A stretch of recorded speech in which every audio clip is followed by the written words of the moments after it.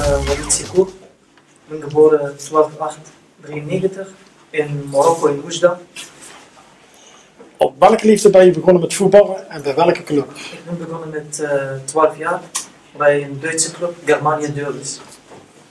Op welke positie speel je en speel je het liefst? Mijn lievelingspositie is gewoon linksback. Waar je dus nu speelt. Ja, Hoe lang sta je nog onder contract bij Fortuna? 1 jaar Met welk rugnummer speel je dit jaar? met nummer 5. Wat is je favoriete club en stadion?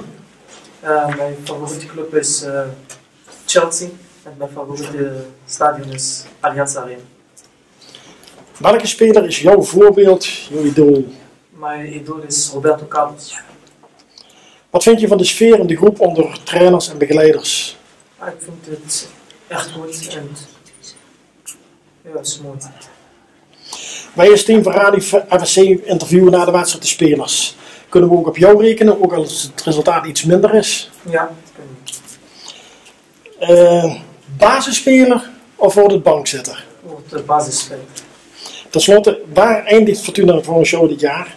Eerst 8.